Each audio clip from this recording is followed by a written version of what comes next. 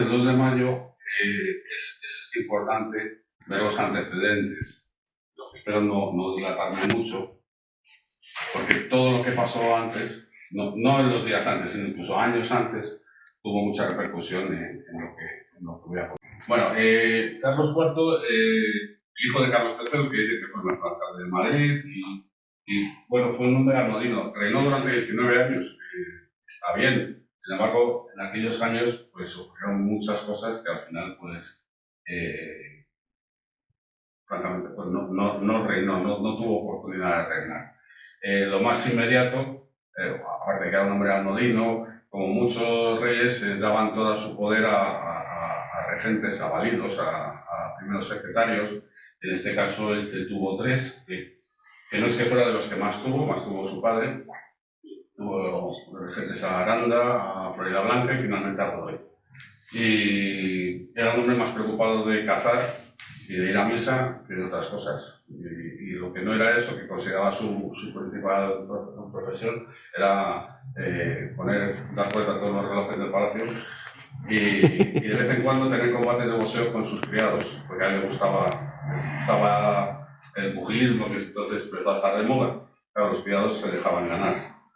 Es un hombre anodino, de que no.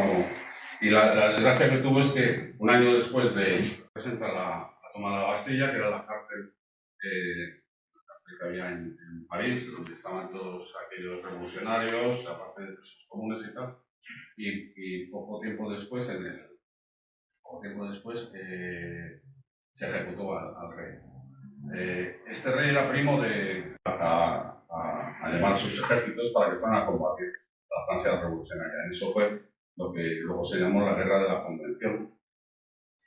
En España, como decía antes, este hombre había dado su poder al valido, a Godoy, que es el que representa a la izquierda.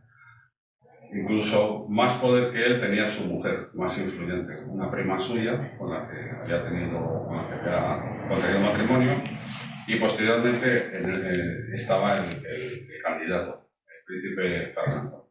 El príncipe Fernando era un hombre que ha pasado a la fama, uno que antes decía de Carlos III como alcalde, pues como el rey más pernicioso que ha tenido España. Pues en aquella época él pretendía, como heredero que era, el primogénito, la corona, pero se veía anulado por Godoy, el válido, que empezaba poco a poco, desde una edad muy temprana, empezaba a acaparar cargos, prebendas, títulos, llegó a ser almirante y príncipe de la paz, como luego os contaré, lo cual era algo muy extraño. En España no existía más príncipe que el heredero.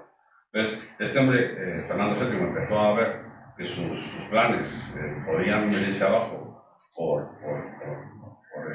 este válido, y empezó a conspirar contra su propio padre, llegando a unos extremos en el cual difamaba a su madre, diciendo que era amante de Godoy, que un hijo ponga a su madre en ese plan, dice mucho de la catadura del personaje.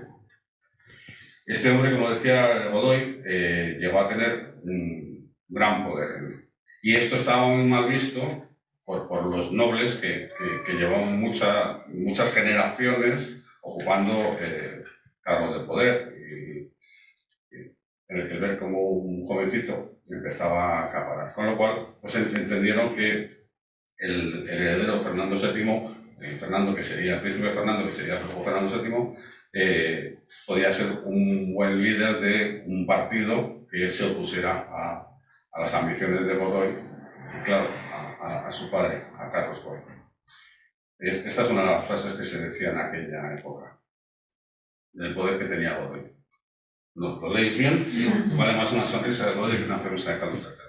Como digo, al final, Godoy fue el que encabezó el ir a la guerra junto con otros países, pero fue una guerra en la que, como otras veces, nos quedamos solos. Una guerra que en principio empezó muy bien. El general que está caracterizado a la derecha es el general Ricardos. Empezó a ocupar plazas francesas, Francia empezó a notar la amenaza, pero al año de la campaña este hombre se murió y como si eso fuera el detonante de lo que luego pasó, empezamos a perder, a retroceder. Los otros países empezaron a abandonarnos, a abandonar la lucha, y los que empezamos a perder fueron los españoles. Llegaron a ocupar hasta Miranda de Ebro, o sea, plazas que luego hubo que negociar, cediendo algunas islas de Haití, cedidas a los franceses a cambio de poder recuperar los territorios españoles. Este cuadro que se ve ahí es el que representa cuando Godoy, que es el que viene de la mano de la victoria, va a presentar, va a declararle, va a decirle al rey, a Carlos IV, que ya se han declarado las paces en el tratado que traía la paz. Eso fue lo que le llevó a que le concedieran el título de príncipe de la paz que antes os mencionaba. Mientras tanto, en Francia, Napoleón, por sus victorias militares, fue escalando poder y sustituyendo la antigua nobleza por aquellos generales que mejor le habían servido. Esto, como luego ha pasado muchas veces en la historia, en Francia en aquella época se vivía, por un lado, mucha miseria, lo que llevó a la gente a la revolución, y distintas formas de intentar resolverla desde el propio pueblo. O sea, entre las facciones jacobinos, girondinos y tal estaban enfrentados. Llegó a ocasionar la muerte se me olvidó el nombre. Incluso entre ellos hubo gente que terminó en la guillotina. Como ha pasado luego después de la Primera Guerra Mundial, antes de la Segunda, la forma de militarizar a la población es una forma de anularles que sean levantiscos. Como pasó, decía lo de la Primera Guerra Mundial, cuando las fábricas empezaban a funcionar los sindicatos y tal. Militarizando a esa gente, dándoles una idea de grandeza, de la patria, de unos objetivos, se anula se baja esa espuma popular y además, al final, en el frente, acabas con los más levantiscos. En aquella época, Francia tenía el triple de población que España, el doble de población que Inglaterra, que Gran Bretaña, lo cual tenía carne de cañón suficiente. Y una vez militarizados están disciplinados. Si en las invasiones, en las conquistas se van tomando los recursos de otros países, pues entonces encima veces a la patria. Eso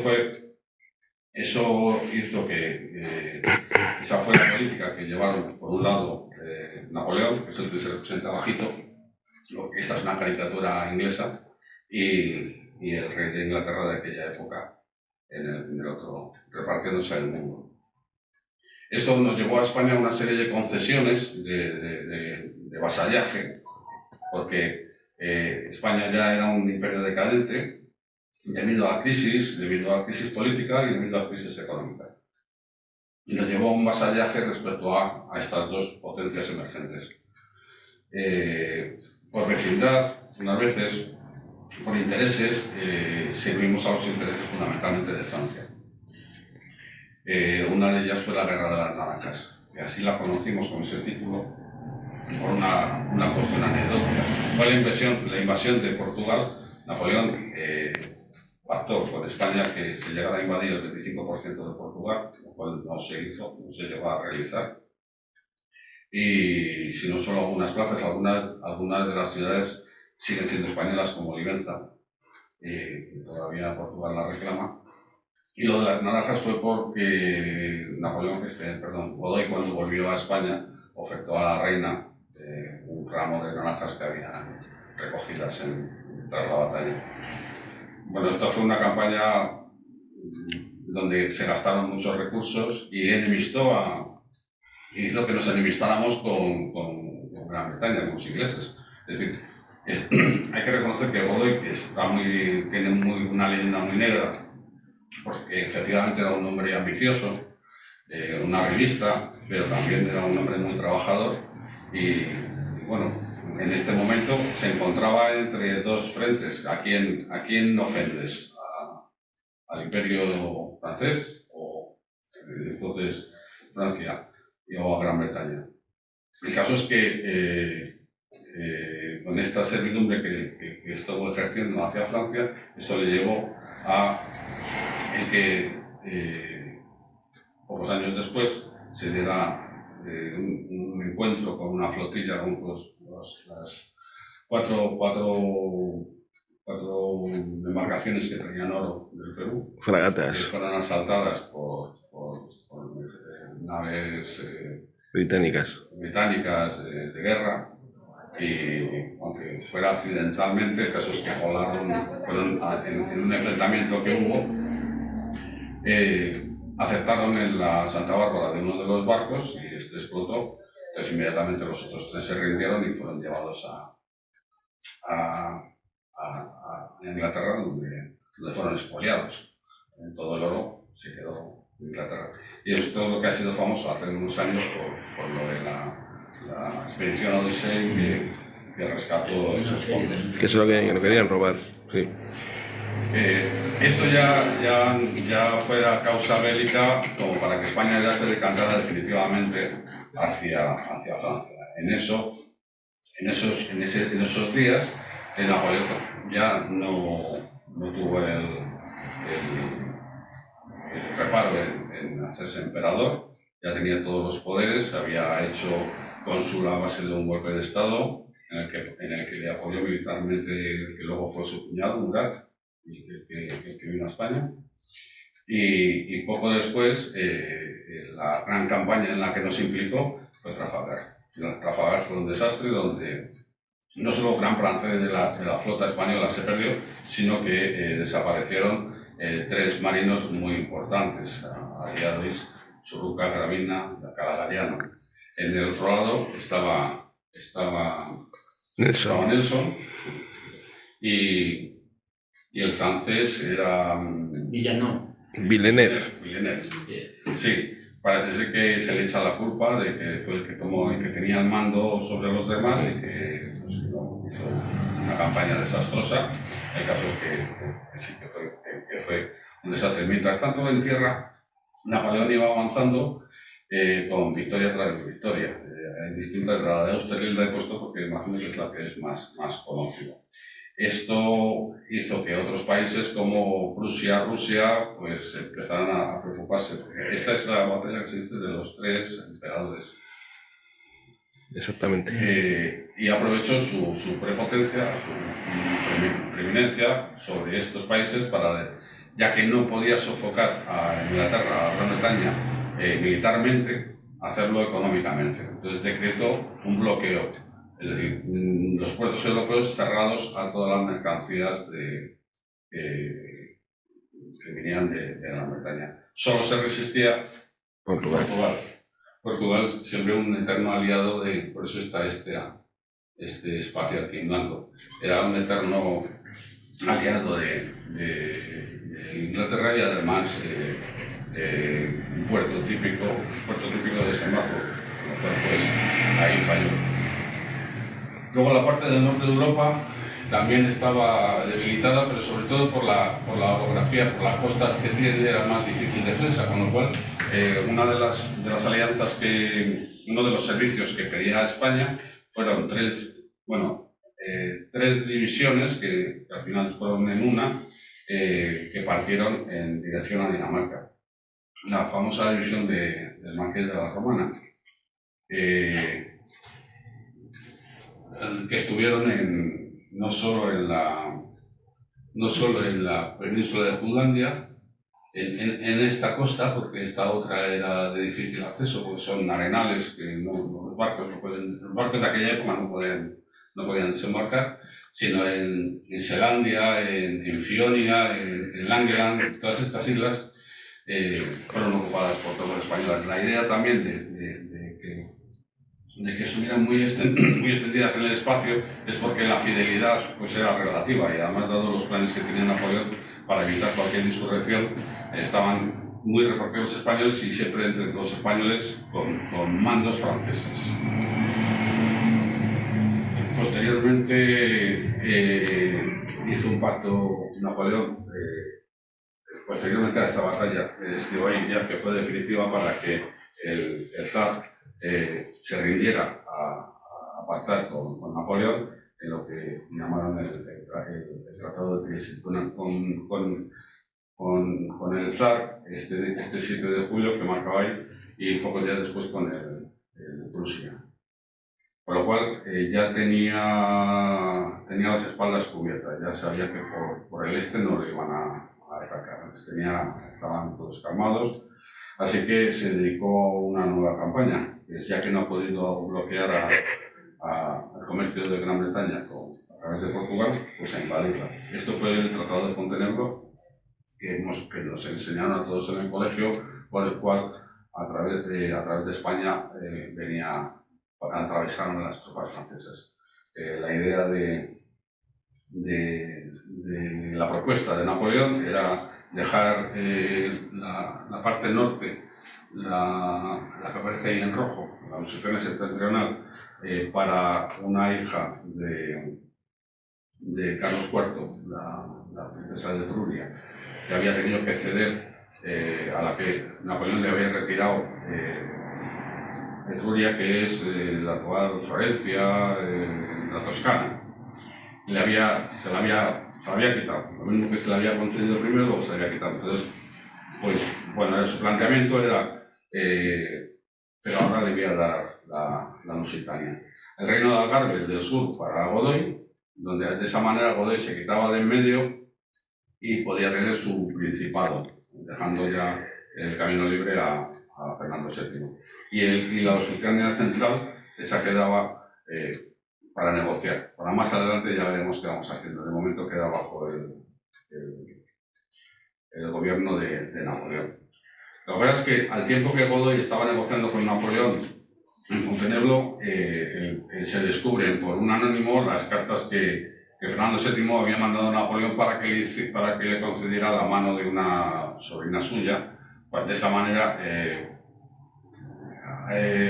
asegurarse el reino de España, de poner a su padre y asegurarse que él iba a tenerlo, iba a heredarlo.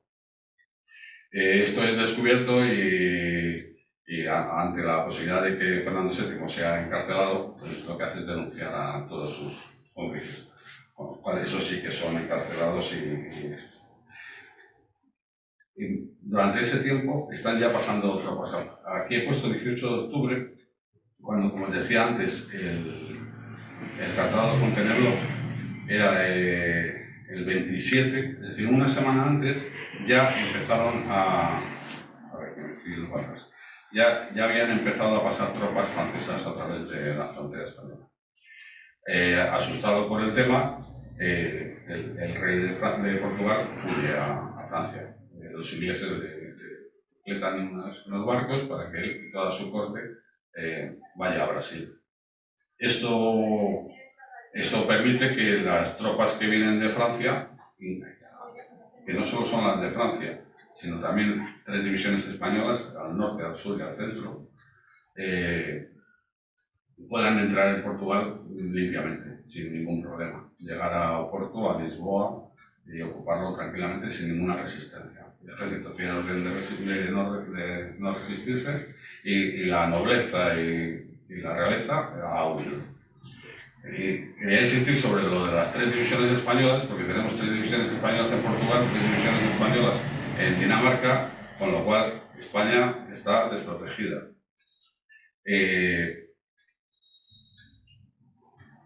El 18 de marzo, Fernando VII tiene una nueva intentona, el motín de Aranjuez. En ella, su guardia personal, la guardia del pueblo, la guardia del palacio, asiste a Aranjuez. ¿Por qué a Aranjuez? Porque lo mismo que le ha pasado al rey de Portugal, Godoy teme Napoleón a las tropas francesas acaben invadiendo España en defensa y tomar la salida hacia América. El rey, pues, poderse llevar al rey a América. La primera estación sería Aranjuez, y además es una estación que tampoco llamaría mucho la atención porque es los sitios típicos del recreo del rey, ¿no? Un palacio real. Pero allí aprovechan para que los golpistas, para dar un golpe de Estado, apresan a Godoy, amenazan al rey de matarle y el rey Carlos IV cede la corona a su hijo, a Fernando VII. Esta es la proclamación allí en Aranjuez. Pocos días después, Murat, el que va a ser protagonista de toda la represión en Madrid, posteriormente al 2 de mayo, llega a Madrid. Es una entrada que llama la atención un poco por las tropas a caballo que llegan. Son los húsares, los cazadores, que ahora os enseñaré algunos, pero una tropa muy desabrida. Son fruto de las conscripciones que ha hecho Napoleón en los países que ha invadido, reclutas de último momento, gente sin instruir, mal vestidos, mal dotados. Pues a la gente no le llama mucho la atención. Lo que pasa es que los reciben bien porque piensan que vienen a asegurar el trono para Fernando, que es lo que el pueblo ya, por una propaganda que habían hecho los partidarios de Fernando, como os había contado antes, pues querían, odiaban a Godoy y se había hecho un hombre a abatir.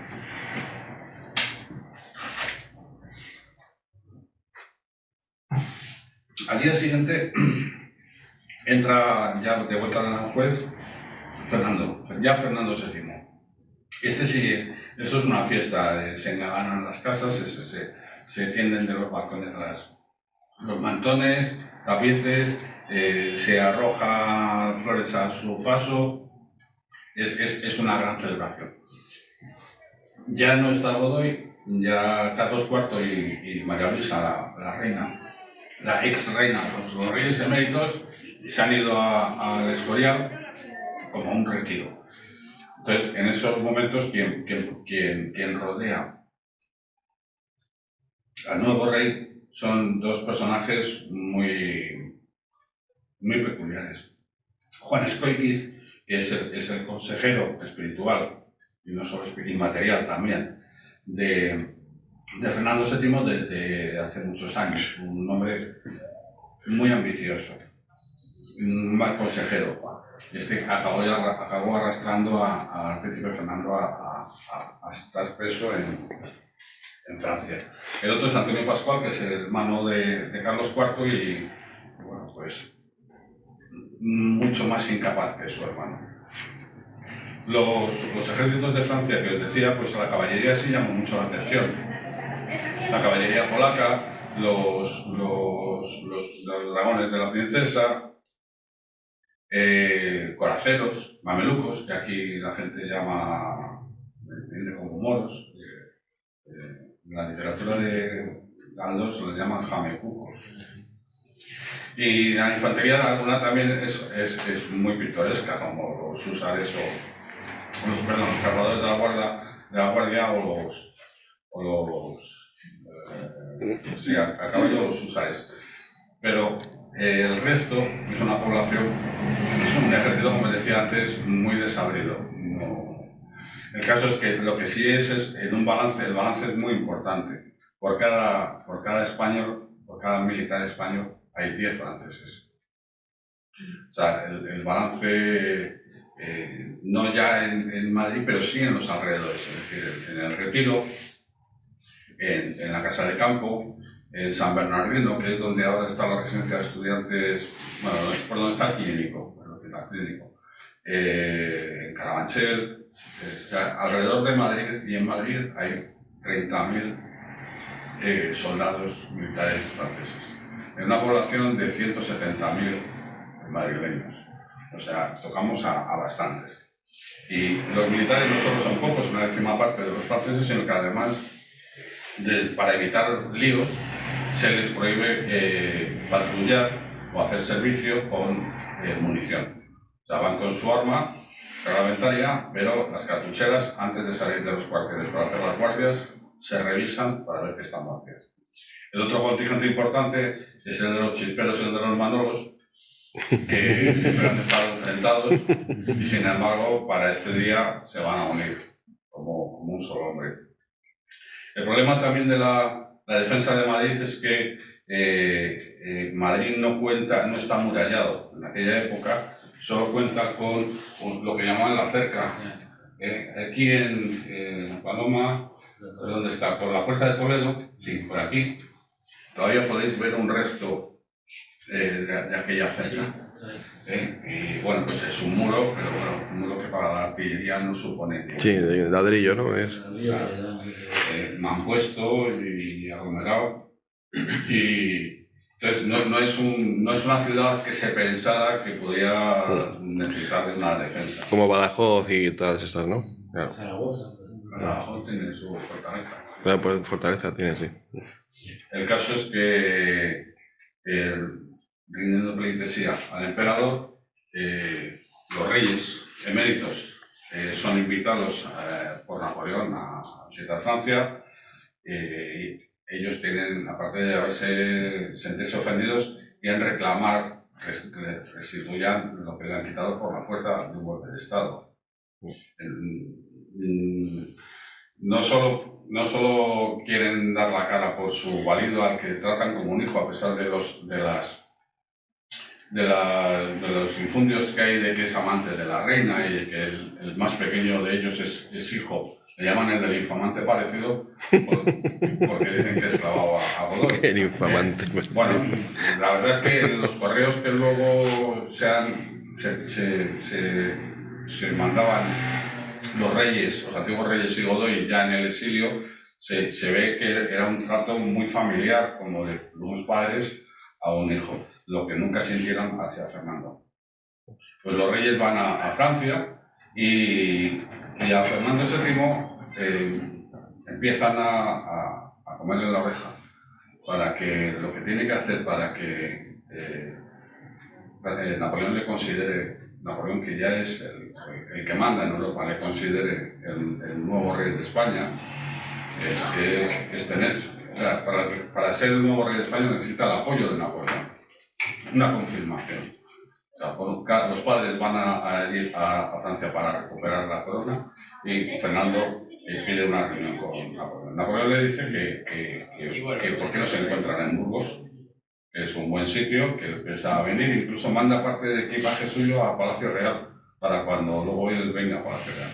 Luego dice que en Burgos, luego que en Vitoria, finalmente que en Bayona, y ahí ya está preso. Es decir, en un momento estas figuras están, las tres figuras reales están ya en Francia. Ya solo queda Godoy. Los reyes eméritos piden la compañía de Godoy y Murat en Madrid lo libera y lo libera en secreto, sin que se entere el pueblo y lo lleva. Todo esto son cosas que son vistas por el pueblo.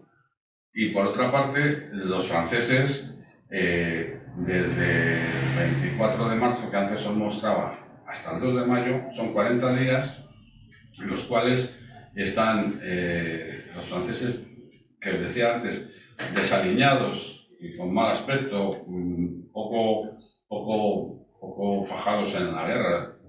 Entienden que esto es una ocupación. Entonces, viven por Madrid como si fuera un territorio ocupado. Beben, se emborrachan, se propasan con las mujeres, hay enfrentamientos graves. Hay franceses cada día, durante esos días, hay una media de 3 soldados franceses ingresados en el hospital hospital central. Algunos de ellos por sarna, por sífilis, pero otros por herida de navaja. Como la justicia funciona en una sola dirección, la forma de obtener justicia por parte de los madrileños es lanzar el cadáver del francés muerto en un enfrentamiento a un pozo o a una tinaja. En la taberna de Antonio Sánchez, que todavía existe, presumen de tener una tinaja, y el día que se acabó el vino descubrieron las hebillas y los botones de un soldado francés. Y el caso es que, como digo, entran los franceses entran en los comercios y meten descaradamente mano a la caja y a la cajera. Esto solivianta mucho a los madrileños, que no, y eso es lo que comentaba, lo que describo, intento describir en el libro que antes comentaba de Santos. Hay ya un hecho que ya solivianta mucho a los madrileños, y es que la espada que soldados españoles en la batalla de Pavía le retiraron al rey, a Francisco I de Francia, cuando le capturaron, y que pertenecía a las Patrimonio nacional. de banderas, de victorias, Claro. de trofeos. Sí. Pues Murat dice que a Napoleón le apetece tenerla, recuperarla, y con un trofeo de guerra no se devuelve. Entonces, pues esto, hay una ceremonia, ¿no? O sea, un desfile, o sea, no es una cosa que sea algo discreto, sino que hay desde el Palacio Real, desde la Avenida Palacio Real, hay un desfile con la espada en lo alto de una calesa, antes una calesa, sobre un cojín, o sea, una ceremonia en la que los regentes los de la Junta de Gobierno quieren hacerle paripé a Murat, pero claro, eso para mucha vergüenza de los marineros que están viendo. Llegamos al 1 de mayo, y el 1 de mayo pasa una serie de... Se empieza a correr el rumor de que ya los franceses se quieren llevar al resto de la familia real. La reina de Trulla, que es esa reina que más afrancesada que otra cosa, que tuvo el reinado en Etruria, lo que decía antes de la zona de la Toscana, y que ahora a Napoleón le iba a dar parte de Portugal, no es muy simpática, pero hay otra persona muy importante, que es el pequeñín, Francisco de Paula, que decía antes del infamante parecido.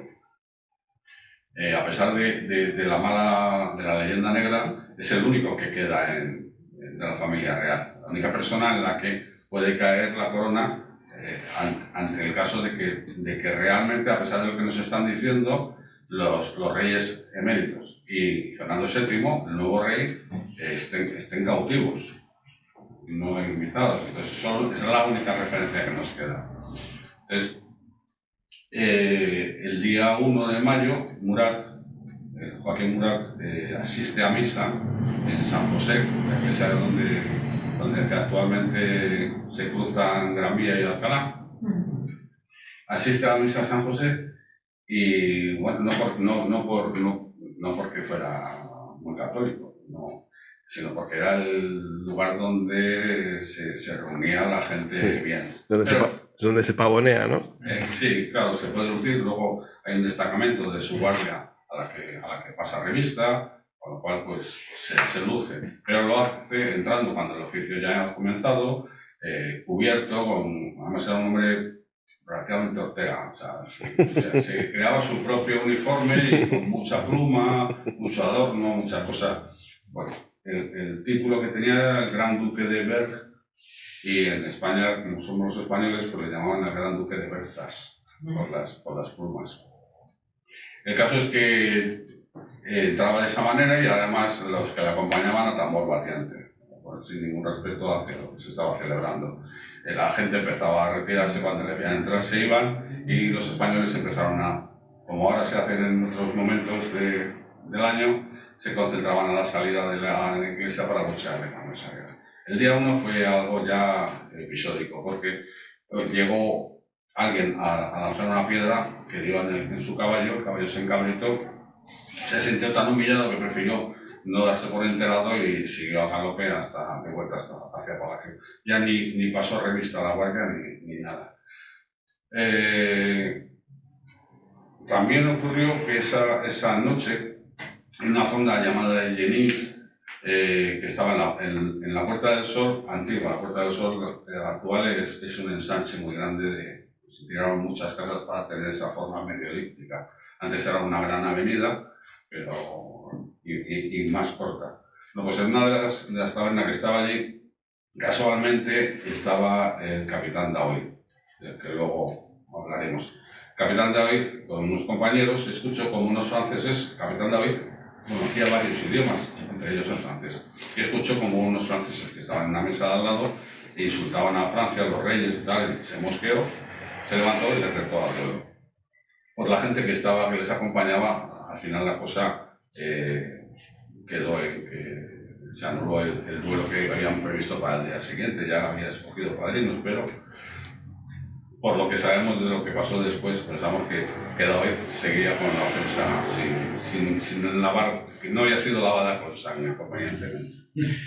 Igualmente, esa noche se recorrieron, hubo bandas, charangas y tal, que daban vueltas alrededor del Palacio de Murat. El Palacio de Murat todavía existe, es un palacio de ladrillo que está al norte de la Plaza de Oriente.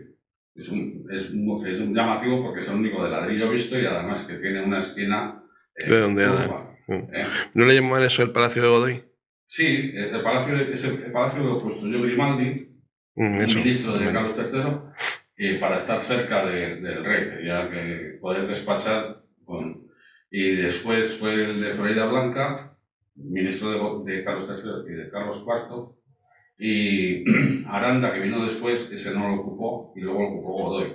Y lo ocupó lujosamente. O sea, los cuadros de Goya, las majas vestidas de desnuda, estuvieron allí. Y cuando vino Murat, dijo, le querían dar un palacio en el Retiro. Dijo, no, a mí danme lo de Godoy, se le habían llevado ya noticias. O sea, además le quería estar cerca del Palacio Real. Bueno, pues esa noche hubo un grupo de gente con bandurrias y guitarras y tal, que daban vueltas alrededor del Palacio de Godoy, pues cantando cosas ofensivas a Napoleón y eso. Con lo cual yo siempre digo que España fue precursor en lo del scratch. Pues sí. Los soldados salían, se empujaban con las culatas de los mosquetes, pero volvían otra vez y así estuvieron unas horas dando la murga. Con todo esto, para dar un poco el ambiente que había en Madrid. Pero es que a la mañana siguiente apareció una calesa delante de la Puerta del Príncipe, que es la que conocemos del Palacio Real, la que da a la Plaza de Oriente. Delante de esa puerta apareció un carruaje, aparecieron dos. Y entonces no había mucha gente, era temprano, a las 9, no había mucha gente, a pesar de que el día anterior había sido fiesta en Madrid, había sido la romería de Santiago el Verde, que era una romería en aquella época bastante popular, que se hacía en un sotillo, a orillas del Manzanares. Con lo cual, al haber sido romería, pues había venido mucha gente, comerciantes, gente que venía a vender sus productos y luego pues aprovechar la fiesta, ¿no? Sin embargo, en la Plaza de Oriente pues, no había excesiva población. Sí, en Madrid había gente de fuera, pero en la Plaza de Oriente no. Cuando vieron que bajaba la princesa de Etruria, la reina de Etruria, María Luisa de Borbón, la que está retratada ahí, bueno, lo vieron sin ningún temor, pero esta se va con sus padres, pues que se vaya. Entonces, no. Pero había otra carroza que permanecía allí. La gente empezó a sospechar que podía ser para el Principito, para Francisco de Paula, del infamante parecido. Claro, eso le llenó de terror, de temor de que se quedaran sin ninguna miembro de la familia real. La verdad es que fue un error. La segunda carroza era para el servicio de la reina de Etruria, que todavía pues, no tenía prisa y no se habían organizado. Pero la población creía que era para el príncipe. La Junta de Gobierno había negociado con Murat que lo dejaran para el día siguiente, para que los madrileños no se alteraran tanto. Y efectivamente el día siguiente, el 3, salió para Bayona. Pero esto ocasionó, el ver ahí en la segunda carroza, hubo un José Blas Molina Soriano, un cerrajero arribista, muy pegado a la familia real, a Fernando VII en concreto, Llegó descompuesto y al ver el carruaje le dijeron que se alejaba era el de la reina, de la princesa María Luisa, y que quedaba ahí otro y que iba a ser el del infante. Entonces, inmediatamente empezó a sublevar a la gente. Hizo que cortaran los tiros de los caballos, ordenó que los desjarretaran para impedir que ese coche no se moviera. Subió a... era un habitual del palacio, era un correveidile usado por Fernando VII para tener noticias de lo que se sentía en el pueblo y tal, con lo cual pudo ascender a palacio y con ello arrastró a parte de los que estaban congregados y llegaron a las dependencias del infante Antonio Pascual, el hermano del rey, que todavía permanecía en España, y de Francisco de Paula. Y le dijo, marcharos, bajar, ahora voy a salir yo, y sereno, voy a salir a la ventana, al balcón, y voy a serenar a la gente que está ahí, que no me voy. No. Salió a la ventana, una de las que hace escuadra y saludó pues, como hacen los reyes, la gente le lanzó vítores y la gente se relajó. Pero en eso empezó a venir gente del Palacio de Murat que estaban preocupados al ver tanta gente cuando se estaba realizando una operación que ellos habían preparado. La gente que estaba, los madrileños que estaban ahí congregados, se mosquearon sintieron que era una provocación y quisieron maltratarlo al edecán de Murat con dos soldados con los que venían. Terminó saliendo gente del palacio para intentar reprimirles y que no hicieran daño a los franceses. En eso vino más gente del Palacio de Murat, más soldados del Palacio de Murat, pues como hacen con los mansos, con los toros, ¿no? los cabestros, con los mansos, ¿no? Para llevarlos hasta el Palacio de Murat. Y Murat ordenó que había que deshacer eso y a la fuerza. Entonces mandó un destacamento de fusileros y lanzar 2 cañones. Como la gente no se marchaba, no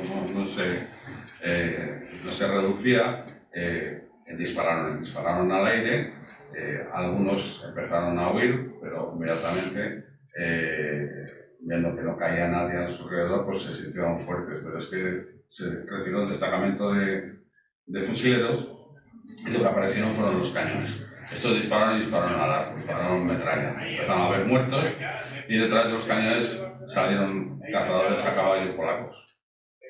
De los que los que antes os señalaba, los que tenía un Murat en su palacio. Esto hizo que la Plaza de Oriente fuera como cuando das una patada a un hormiguero. Madrileños empezaron a salir por todos lados. Buscando huir unos y buscando armas para combatirles el resto. El 2 de mayo, como lo conocemos, había empezado. Madrid empezó a correrse por todo Madrid las voces de las armas, de matar a los franceses, y algunos, sobre todo, fueron hacia la Puerta del Sol, por la calle Mayor, y hubo una expedición por este Molina que antes citaba, que decidió ir al cuartel de Monteleón. Lo que ahora es la plaza del 2 de mayo, antes era el cuartel de Monteleón, era cuartel porque era parque de artillería, es decir, donde se reparan los cañones, los mosquetes, donde se fabrica pólvora, y era museo del ejército, con lo cual pues es un sitio que hay que guardar, por tanto también era cuartel. Ese decidió ir ahí, los demás hacia la Puerta del Sol. Empezaron a haber víctimas, como este Manuel Núñez, que había ido, pues habría escapado del colegio, o no habría ido, y había ido a la más abajo. Cuando volvía corriendo hacia su casa, un jinete le mató de un sablazo bajo la ventana de su madre, que le llamaba. Sobre todo, empezaron a oír la puerta de Oriente no estaba abierta como ahora a varias radiales, sino que delante de la Plaza de Oriente, delante del Palacio Real, había una serie de dependencias reales. La única salida de la Plaza de Oriente, teniendo en cuenta que donde está el Palacio de Murat estaban los cañones y no era buen sitio para huir, era por donde ahora está la Plaza de Ramales. Eso sí daba paso al Madrid urbano, a la ciudad de Madrid. Por ahí escaparon un gran número de gente que estaba congregada. Y al pasar por la iglesia de Santiago, que todavía existe, aunque es otra iglesia, antes había dos iglesias, la de Santiago y de San Juan. La de San Juan desapareció y la de Santiago ahora hay otra que es reconstruida. Pero bueno, en ese mismo sitio había otra iglesia de Santiago. Al pasar por la iglesia de Santiago había unos obreros que se estaban ocupando de retejar las cubiertas y vieron pasar a los madrileños y que les avisaron de que venían detrás caballeros, jinetes polacos persiguiéndoles. Cuando ya habían pasado los madrileños y aparecieron los jinetes polacos, los albañiles les arrojaron tejas, martillos, herramientas, con lo cual pues, los jinetes tuvieron que retroceder, pero los albañiles bajaron del andamio, intentaron refugiarse en el templo, y ya los polacos habían vuelto y todos fueron presos, uno muerto y los demás presos, y esa noche morirían en Príncipe Pío.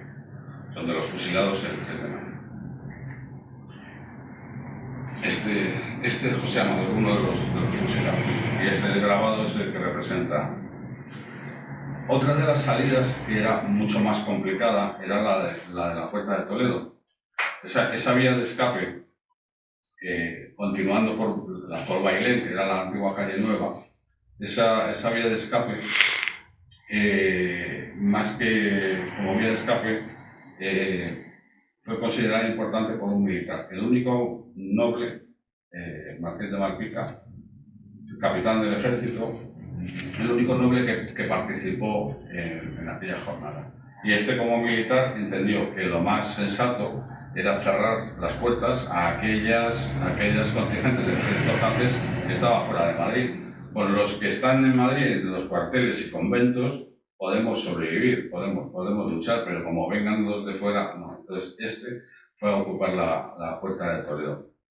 El Mariano de Córdoba que aparece ahí es un preso que escapó de la cárcel de la Puerta de Puente de Toledo. Había un presidio y escapó para salir a luchar. Formó partida con el Marqués de Malpica en la Puerta de Toledo. Una de las partidas que se organizaron aquel día y que fundamentalmente fue defendida por mujeres. Si os acercáis a la Puerta de Toledo y miráis hacia el río, veis una enorme cuesta. Por ahí venían los coraceros de Curancur. El coracero son llevan unos caballos muy grandes, muy pesados, y ellos también muy pesados porque llevan armadura, llevan una coraza pectoral y otra a la espalda. Son hombres grandes con espadas, no llevan sable, llevan espadas, y claro, subir aquella cuesta debió de costarle desde el puente hasta la puerta. Pero bueno, una vez ya arriba, el impulso ante estas mujeres que lo único que podían ofrecer era cerrar las puertas, arrancar las puertas con las puertas de sus casas, con mesas y con sus propios cuerpos, pues fue lo que consiguieron aunque pudo caer alguno de los coraceros, a pesar de lo que cuenta Galdós, debió de ser una masacre. Muchas mujeres debieron de perecer en aquel asalto. El caso es que por todo Madrid se perseguía a los franceses. Aquellos que habían estado en conventos, en cuarteles, y algunos, los grandes oficiales, en casas particulares. Uno de los casos de muerte fue la de un subteniente de coraceros en la calle Baquillo por una maceta arrojada desde un barco. Como método de defensa se arrojaba de todo, las pesas de los relojes, tejas, muebles, todo. Los españoles no tenían armas. Los únicos que podían tener armas de fuego pues eran antiguos militares que se dedicaban a la caza, cazadores. No había, es decir, no existían las pistolas en posesión de civiles.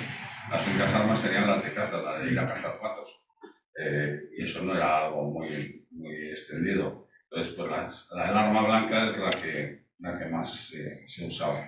Otro caso curioso es el de la cárcel de Corte. Esta todavía existe, es el Palacio de Exteriores, que está en la plaza de la provincia, al lado de la iglesia de Santa Cruz.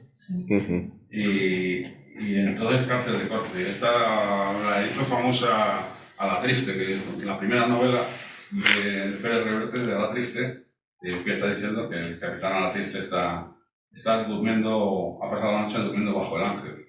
Si vais, lo veis, en la cimera del edificio hay un ángel. Entonces, como ahora decimos lo del Hotel Las Rejas o tal, en aquella época pues, que se decía dormir bajo el ángel. Es decir, estaba preso. Bueno, pues aquí de los 90 y algo presos, 50 y alguno se amotinaron y dijeron que sabían lo que estaba pasando en Madrid y que querían, y además sabían lo que había venido pasando en los 40 días anteriores y querían ir a defender la patria. Bueno, la patria, su familia, sus negocios, sus barrios, sus posesiones. El caso es que ante la posibilidad del motín, el director de la cárcel pues, no tuvo más remedio que dejarle salir. Y efectivamente, la promesa que habían hecho de volver la cumplieron en gran medida. Aunque en esto también hay cifras que dispares, la mayoría coinciden en que hubo un muerto, hubo un desaparecido y hubo un prófugo. O sea, bueno, gente de Lampa, pero gente de palabra. Poco a poco la gente se fue concentrando en la Puerta del Sol. La Puerta del Sol era un sitio que al respecto de una defensa es un sitio terrible, porque es de donde parten todas las radiales, de donde podían venir los distintos ejércitos, pero allí los madrileños se sentían fuertes, al lado del Palacio de la Gobernación y donde se sentían que podían juntarse. De hecho, algunos, el primer problema que tenía Murat era el de la comunicación. Las comunicaciones con los distintos destacamentos eran por correo, o sea, un soldado a caballo que lleva el correo. Entonces, la mayor parte del contingente estaba en el retiro. Los mamelucos y los cazadores de la guardia estaban en el retiro. Y él estaba al otro lado de Madrid, al lado del Palacio Real. Con lo cual, el comunicarse era muy complicado, porque sus mensajeros tenían que atravesar Madrid. Murat además se había alejado un poco más del palacio. Había mandado poner un puesto de mando donde ahora está el templo de Lugo, para estar más alejado sobre todo tener más fácil la huida y recibir a los que podían venir de la casa de campo, los suyos que podían venir de la casa de campo o de San Bernardino, como os decía, donde está el Quirí. El caso es que el primer episodio curioso fue la llegada por la calle Alcalá de una pareja de mensajeros mamelucos. Este fue el primer acto de violencia que se ejerció en la Puerta del Sol. Inmediatamente les pararon. Sabían que lo fundamental era que no hubiera retardado lo más posible esa comunicación. Les pararon y ellos intentaron girar hacia la Montera, hacia la red de San Luis. En eso a uno lo descabalgaron, a otro le dispararon desde una casa. Pero como no sabían lo que pasaba, los franceses, no sabían lo que pasaba, empezaron a venir más gente, pero ya gente más arriscada. Es decir, generales, capitanes, con varias gente de caballería, intentando atravesar la plaza a la fuerza, ya que no han podido los mensajeros, pero a la fuerza. Es decir, empezaron a haber combates violentos. Y Y donde había habido muertos, pues se señalaba la casa, que luego ya vendremos a hacer con las herramientas, marcaban. Hubo 2 niños en la calle Carretas, que los dos llamados José, que se enfrentaron a los dragones y fueron asesinados. Se hacía fuego, hubo más niños muertos, porque se hacía fuego a cualquiera que pudiera suponer una amenaza desde una ventana. Es decir, como decía antes, como se arrojaban macetas y se arrojaban cosas, pues cualquier brillo, cualquier sombra en una ventana era una amenaza.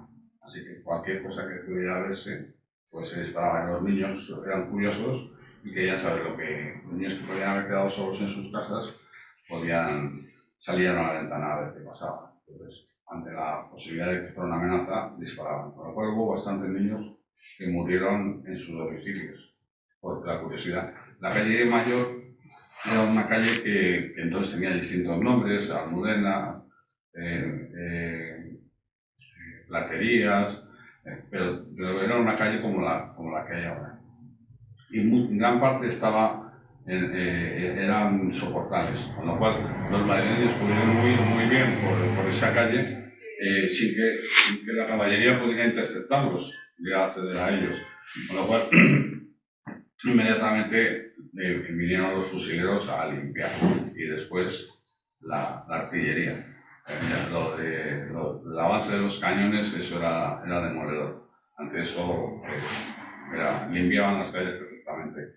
Hubo una prohibición, como decía antes, de ir armados y otra de salir de los cuarteles a intimar con la población. Sin embargo, hay casos de gente importante. Un catalán llamado Esteban Casares Rivera, granadero de la Marina, se encontraba en Madrid y se echó a la calle con la suficiente pólvora que habría podido conseguir de contrabando para hacer frente a los mamelucos. Pablo es una españolización de su nombre, por el apellido podéis ver que no era húngaro, y en aquella época pues los ejércitos no tenían... En el ejército no había ese sentimiento de patria, sino de fidelidad a una corona. Entonces, bueno, los militares profesionales servían en distintos ejércitos. Era muy fácil que terminada una batalla, a los presos se les dijera: ¿qué haces? ¿Pasas a prisión o a ejecución? O eso podéis ver en la película de Barry Lyndon, o vienes con nosotros. No, pues venga, que me das de comer y me dejas estar, pues venga, y cambias de ejército. De todas formas, también las posesiones que podía tener la corona en otros países hacía que... Y la afinidad también religiosa. En España había polacos y había irlandeses, había gente irlandesa.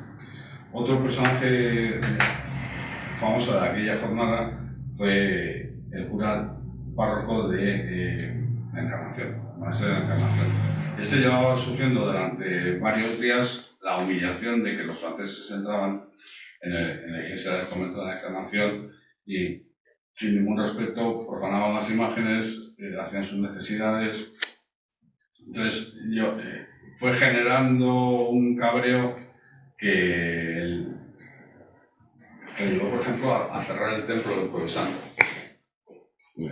por la noche, porque se tenía que dejar el templo abierto por la noche, sabiendo el ganado que por aquí no.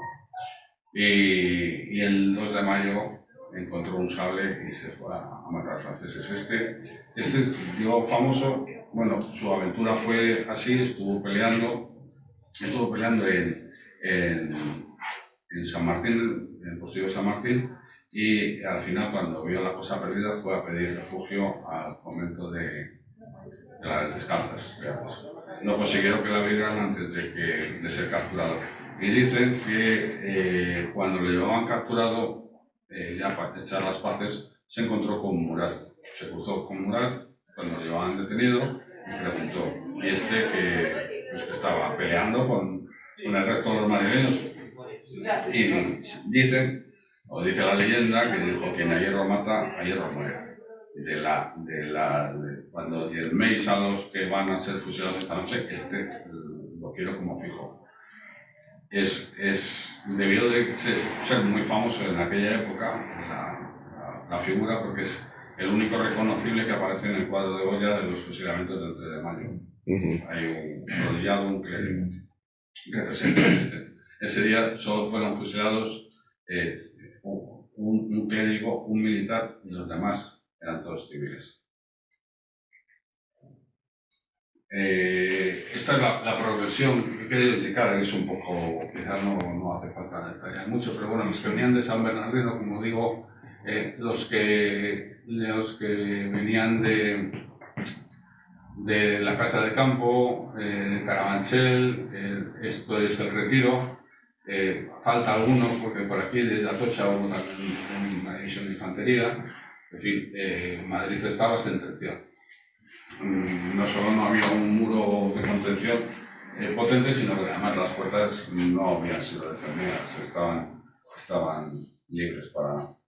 Y los nombres que aparecen aquí son los de los jefes de las divisiones. A pesar de encontrarse en batalla, se dio el caso de grandes saqueos. Lo paradigmático se dice de los duques, la casa de los duques de Híjar, que durante el tiempo en que los franceses estaban reprimiendo la sublevación, el alzamiento, un grupo de mamelucos se metió en el palacio de los duques de Híjar a saquearlo. Bueno, esto fue algo, de hecho tuvieron que ir a buscarlos, es decir, que estamos haciendo la guerra, dejar eso para después. Pero bueno, esto es anecdótico por este caso, pero el saqueo fue algo consustancial con la propia represión.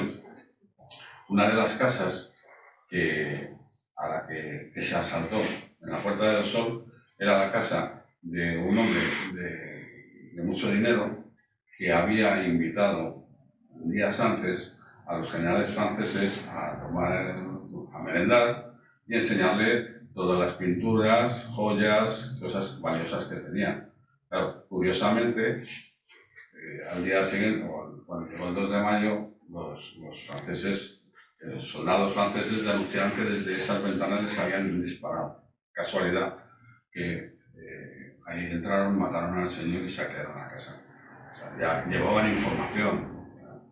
O sea, que no solo hubo represión, sino también hubo saqueo.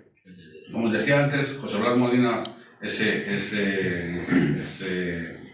revista, seguidor de Fernando VII, conocía, pues como muchos madrileños conocerían el Parque de la Artillería, porque como digo, era una fábrica de pólvora y tal. Muchos de los vecinos de Barquillo, del barrio de Maravillas, el actual barrio de Malasaña, conocerían porque trabajarían allí. Serían personal civil que trabajaba en esa fábrica, fabricando pólvora, fabricando balas, mantenimiento de cañones. Entonces, bueno, pues como este tal Molina sabía que ahí había armas, organizó una de las muchas partidas que se organizaron aquel día, arrastró gente al camino de Monteleón. Otro señor fue Andrés Rovira, que, sí veis, Andrés Rovira era un capitán de milicias, pero corsario, es decir, siempre nos cuentan la historia de cómo los piratas que venían por patente de corso asaltando los barcos españoles, pero también los españoles asaltaban barcos extranjeros y hacían una contrapiratería, ¿no? Y este señor pues se debía andar por Madrid arreglando papeles o alguna historia así. El caso es que viendo lo que estaba pasando tomó armas y también formó una partida. Aquella mañana, en la historia de Monteleón, que es el epílogo del alzamiento, aquella mañana el conocido Pedro Velarde, el capitán Velarde, este había ido a ver a Murat cuando Murat se encontraba en Buitrago y vio lo que venía. Y era un hombre muy exaltado, joven, con poca experiencia militar, pero era de Estado Mayor, es decir, aunque no tenía mucha preparación militar, sí era un hombre capaz. Entonces, viendo lo que se venía encima, hizo un plan estratégico de defensa de Madrid. Se le presentó a O'Farrill, que era el ministro de la guerra, y O'Farrill, que era afrancesado, y vio que, bueno, a mí es que me da igual este rey que el otro, yo lo que quiero es seguir siendo ministro de guerra. Y entonces no cogió el informe que le dio Pedro Velarde y lo metió en un cajón. Y él más se lo comentó a los franceses. Pero este hombre, Pedro Velarde, seguía exaltado y cuando empezó el 2 de mayo a escuchar disparos en la calle, algo que se dice si fue preparado o si fue espontáneo, bueno, yo no creo que fuera preparado en el sentido de que pues, si hubiera sido preparado no habría sido tal desastre y tal matanza. Pero sí que se sabía que un día de estos se va a armar. Sí. La gente estaba esperándolo, ¿vale? Habían pasado muchas cosas, había habido algunos conatos del motín que habían sido sofocados por la fuerza de los franceses o por la mano derecha de los políticos españoles. Pero estaba en el ambiente que un día se iba a liar. Entonces, cuando la gente empezó a escuchar tiros, por eso la gente se echó a la calle a defender lo suyo. En ese caso, a defender su negocio, su barrio, la casa de su familia, a saber dónde estará mi mujer y cómo estará. Y Pedro Velarde empezó a escuchar disparos. Él estaba al principio de la calle San Bernardo, muy cerca de la actual Gran Vía. Vivía en la calle Jacometrezo y trabajaba en la Junta, en noviciado, exactamente en noviciado, en la Junta Económica de Artillería. Habló con su jefe y dijo: se va a armar, hay que tomar las armas y luchar contra los franceses. Sus jefes tenían indicaciones muy claras de no participar con el pueblo en ningún enfrentamiento a los franceses. Este hombre ya no pudo más, se le agotó la paciencia y cogió un mosquete a uno de sus subordinados y se echó a la calle. Le acompañaron dos subordinados suyos.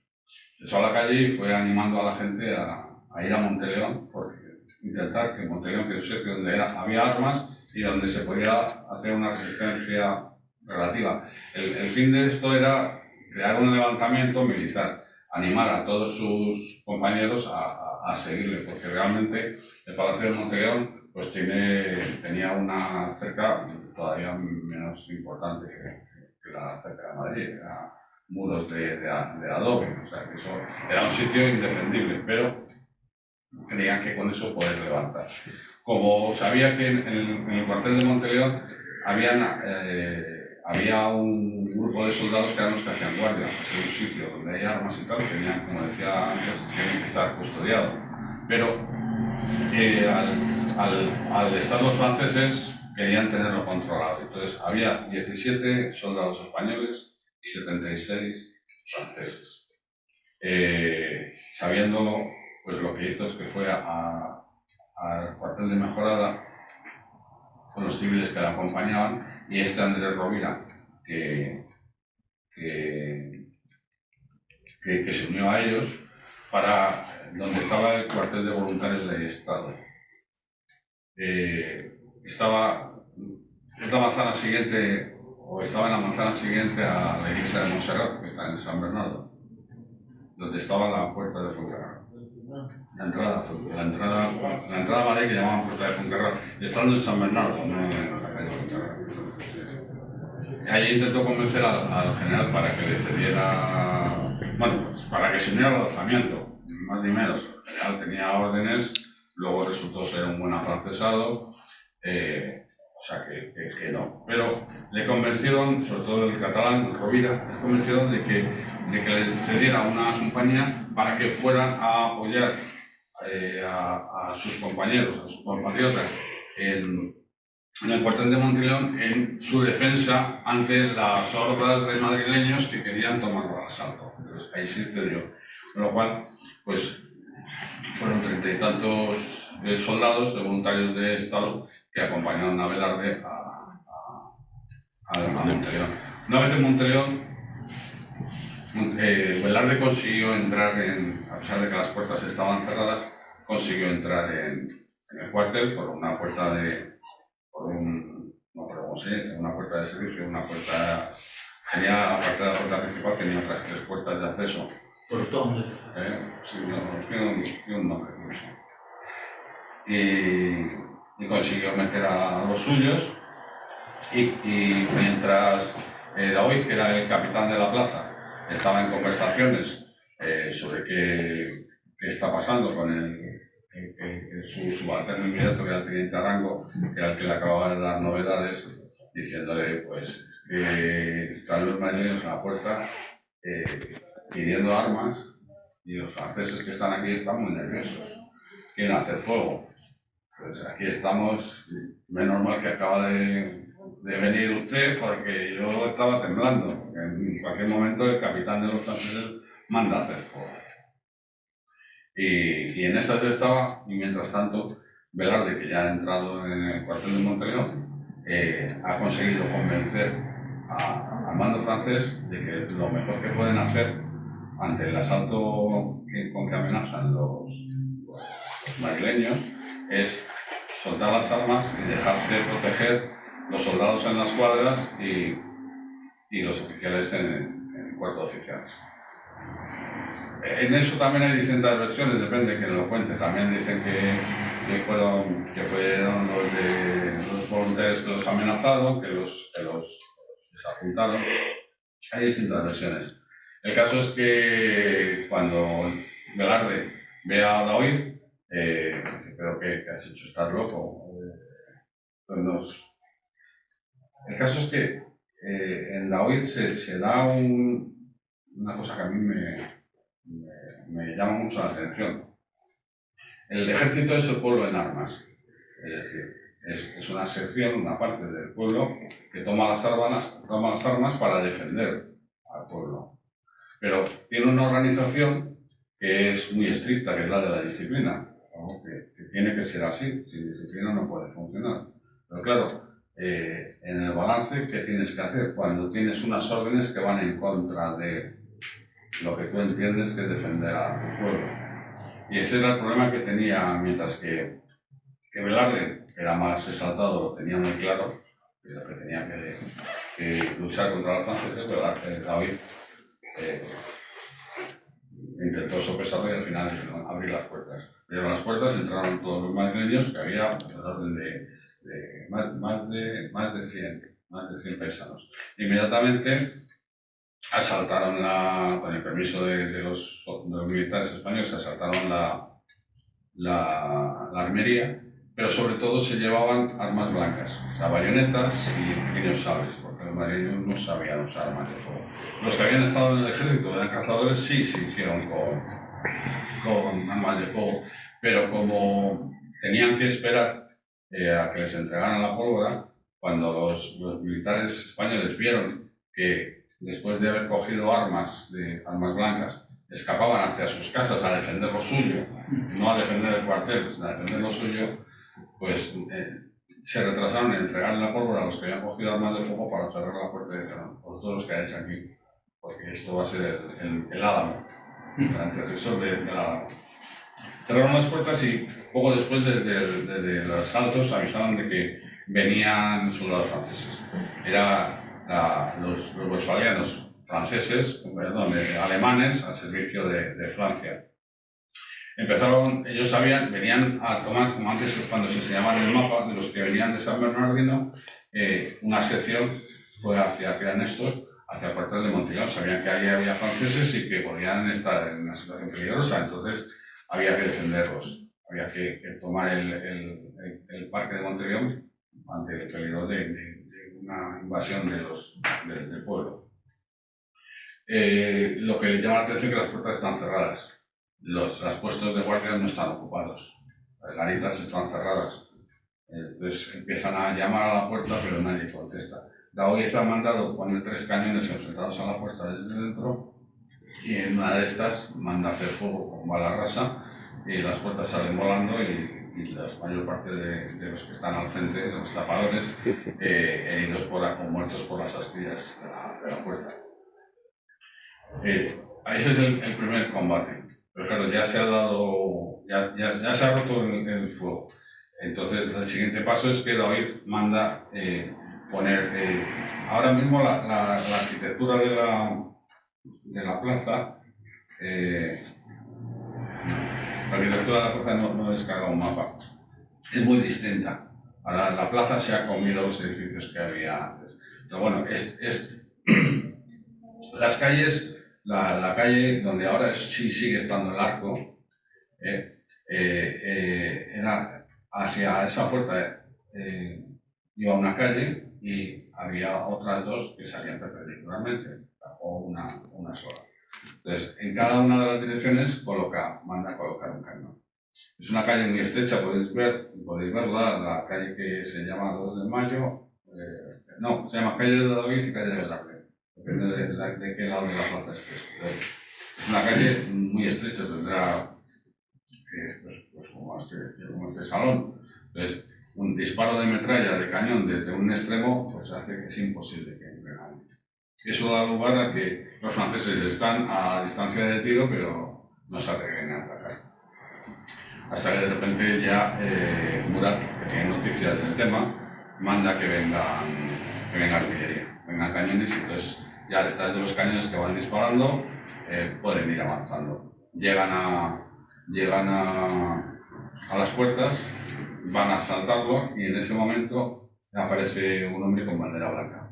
Es un capitán del ejército que trae orden de palacio de que se suspendan las hostilidades, que no hay nada que hacer, que ya Madrid está tomado y resistirse sin pie.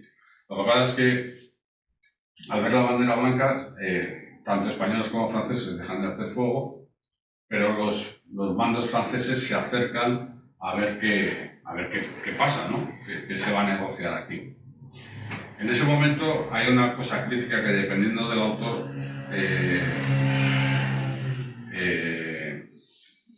tiene distintas versiones. Unos dicen que, bueno, el caso es que se dispara un cañón de los españoles. Unos dicen que fue un artillero, que se puso nervioso, otro que le habían empujado. La idea que tengo más clara es que si se negocia una tregua, los militares españoles se irían a sus casas, pero los civiles no, los civiles serían ejecutados. Entonces, ante esa posibilidad, pues como en este enfrentamiento había habido muchos civiles ocupando puestos de artilleros, porque los cañones estaban en la calle, sin ninguna protección, esas bardas, esos cestos de paja que se rellenan, haciendo como las almenas de un castillo, no existía, no se pudo improvisar. Entonces, uno de los muertos que aparece en aquí estos son los caracterizados, son David Velarde. David Velarde, que es de Estado Mayor, que lleva un uniforme verde, de azul marino el uniforme de artillería, y de voluntario del Estado es un clarito. O sea, David Velarde y el teniente Ruiz. El teniente Ruiz recibe en el ataque una herida primero en un brazo, le hacen que desista de seguir, pero él quiere, insiste en mantenerse en el combate hasta que le disparan la cabeza en el pecho. Le retiran, se lo acaban llevando a Badajoz, donde muere con el ejército de Castaños, pero al año muere. Bueno, pues los militares son heridos. De hecho, Clara del Rey toma el botafuego de uno de los cañones, una de las víctimas de las herederas del día. Así que, ante esa tesitura y el hecho de que había madrileños a cargo de los cañones, mi idea es que vio el madrileño que tenía el botafuego, dice, esto va a ser una merienda de negros, aquí lo que vamos a pagar el pato vamos a hacer lo de siempre. Dice, de aquí hemos venido a morir. Pues muéramos. Pues venga, y dio fuego. En eso, una columna que empezaba a avanzar, pero que yo había dejado de hacer fuego por la bandera blanca, es arrasada, y entonces ya los franceses dicen a muerte.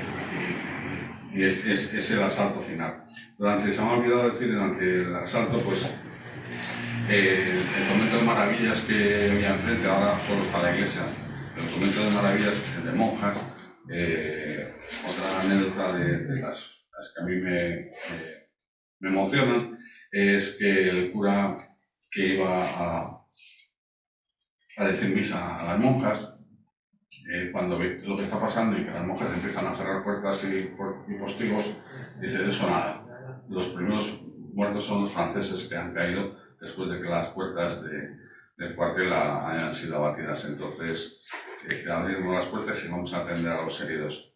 Hay una que aparece en los registros, que es la Sor Pelagia, que es una monja francesa que ha venido a España huyendo de la revolución, huyendo de la persecución que hubo contra los clérigos en Francia.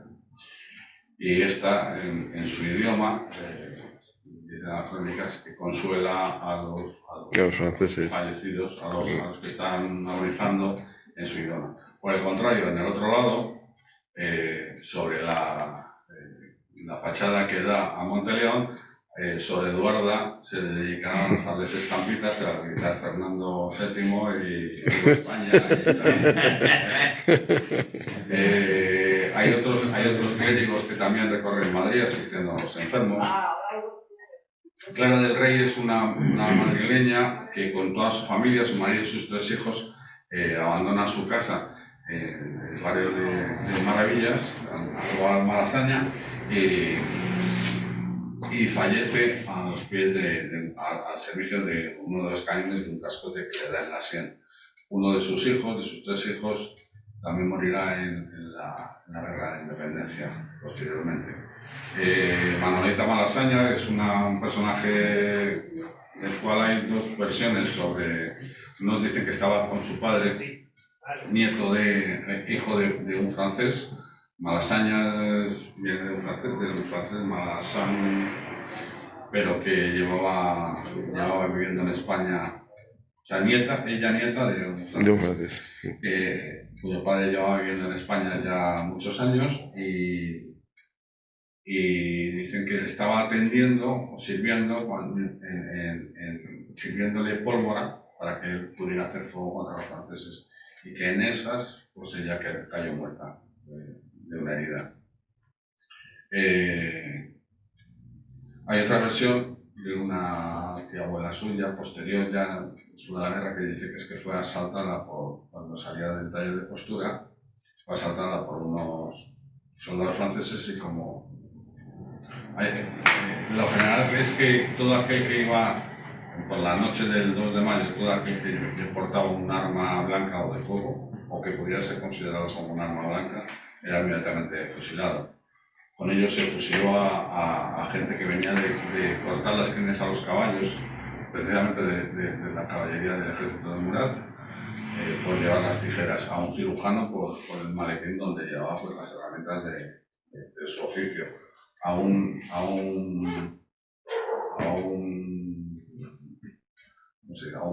que llevaba en la montera prendida la aguja para coser sacos, o colchones. Bueno, pues a Manolita pues, se la encontraron las tijeras, o a lo mejor es que tuvo que sacar tiras de tijeras para defenderse, porque venían con malas intenciones los franceses.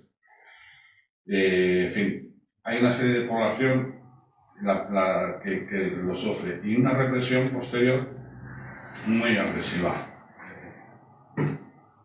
En la calle Montera, número 17, existió durante muchos años una casa para escarnio de la población. Eso es lo que una vez ya se habían declarado las paces, que es como lo llamaron, lo que más le interesaba a Murat es que existiera un clima de terror. Durante la noche del 2 al 3 los soldados que hacían guardia patrullando por las calles de Madrid disparaban al aire. Los cadáveres se dejaron amontonados hasta la mañana siguiente, lo cual no solo crea el terror de ver muertos por las calles, sino que no sabes si entre esos cadáveres está tu marido que está falleciendo o que está herido, gravemente herido, y que posiblemente a la mañana siguiente ya estaba muerto, o sea, no les podía atender. Pero no sabes si a lo mejor está ahí tu marido o tu hijo o tu mujer ha huido, está fuera de Madrid y se ha protegido en casa de los tíos en un pueblo próximo. O sea, es crear ese ambiente de terror. Por eso esta casa se mantuvo. De los que fueron recogidos en tres lugares, uno de ellos es el propio Palacio de Grimaldi o de Murat o de Godoy. Ahí hubo presos en el palacio, en el cuartel de los Gilitos o de los polacos, que era un cuartel que había en la actual Plaza de España, ocupaba la mitad norte de la actual Plaza de España. Y hubo cautivos también, se recogieron en el saladero que estaba en donde las Salesas Reales. Todos ellos se unieron en el mismo sitio, en Plaza de España, en el que os decía de Plaza de España, y ahí se diezmaron. Esa es la palabra, diezmar. A lo mejor no está textualmente cogida, pero vamos, es 1 de cada 10. Se escogieron a 44 presos para llevar a fusilar al príncipe Pío. Lo que quiero decir que si es correcto lo de diezmar, pues serán que al menos serían 440 presos en total. Se llaman al Príncipe Pío y mi idea de por qué tan lejos, pues pienso que primero el Príncipe Pío era una posesión real, lo cual se ofendía a la monarquía. Después sacarlos de la ciudad, como no sé si conocéis el cuadro del Martirio de San Esteban, un retablo que hay en el Museo del Prado, en el que se ve la imagen al fondo de San Pablo, que está cuidando las ropas de los que van a apedrear a San Esteban y los muros de la ciudad. Es decir, sacar de la ciudad es un método de tortura porque es una forma de excluirte de la sociedad. Este debió de ser la ejecución más señera que quiso dejar Murat. Luego además le fusiló al amanecer, a las 4 de la mañana, cuando ya iba a salir el sol. Otra forma de tortura, cuando ya va a salir el sol, antes de que salga el sol, te quita la vida. Cuando tú piensas que las cosas van a ir a mejor, cuando estás malo en la cama y empiezas a ver que hay claridad afuera, parece como que pues es otra forma de tortura. Y ahí murieron 43 porque uno consiguió escapar. No consiguió soltarse las ligaduras y rodar. Fue perseguido, Juan Suárez se llamaba, fue perseguido y consiguió llegar hasta saltando el muro que rodeaba San Antonio de la Florida, la iglesia, la ermita de San Antonio de la Florida. Consiguió escapar, aunque consiguió que le hirieran. Esto me impidió que le hirieran en una pierna con el sable, que de otro tajo le cortaron la mitad de la melena. Como San Antonio de la Florida estaba cerrado, siguió por la ribera de Manzanares hasta Virgen del Puerto. Allí le atendieron, le curaron y le guardaron la melena para no llamar la atención. Porque en aquel día, aquel día se perseguía a cualquiera que tuviera una herida, no ya solo con armas, sino con heridas, con manchas de pólvora, con manchas de sangre. Entonces eso era fundamental. Esto es una idea de las cosas que podemos encontrar más ajustada en cuanto a cantidades. Pues es 400 muertos. Yo, como además me sirve como forma de recordar, pues 400 muertos madrileños, un desglose, pero bueno, no hay. Hombre, podemos dedicarle un rato a mirar pues, cuántos eran de eclesiásticos o cuántos. Bueno, son cosas curiosas para quien quiera investigar más. A mí, yo sí me gusta ver eso, que fueron 400 españoles y 39 franceses. Es decir, uno de cada 10. Bueno, son cifras relativamente asentadas. Pero en la bibliografía más moderna, que es la que yo creo que es más realista, más de gente profesional de la historia más que de políticos. Juan Pérez Villamil era un miembro de la Junta de Gobierno que había decidido Fernando VII que en caso de que hubiera problemas cuando él se marchó, pues formara el nuevo gobierno. Estaba pasando días en Móstoles donde él tenía posesiones y recibió la visita de un amigo esa noche que le dijo lo que había pasado en Madrid. Inmediatamente dictó un bando y convenció a los alcaldes de Móstoles, que eran gente del pueblo, que luego, años más tarde, tuvieron que retractarse y humillarse ante Murat por haber firmado el bando. Pero bueno, tuvieron el coraje de hacerlo. Ese bando recorrió parte de España y bueno, el postillón que lo llevaba llegó hasta Badajoz. Pero vamos, recorrió España y eso sirvió. En base a eso empezaron a sublevarse las distintas juntas de gobierno de España. Pocos días después, el 5 y 6 de mayo, Fernando VII, por orden de Napoleón, devolvía la corona a su padre se la entregaba a Napoleón y Napoleón a su hermano José I, que fue luego José I. Todas estas ilustraciones, que me han parecido una forma más entretenida de verlo, se deben a un genial pintor que se llama Dionisio Álvarez Cueto y del que las he extraído.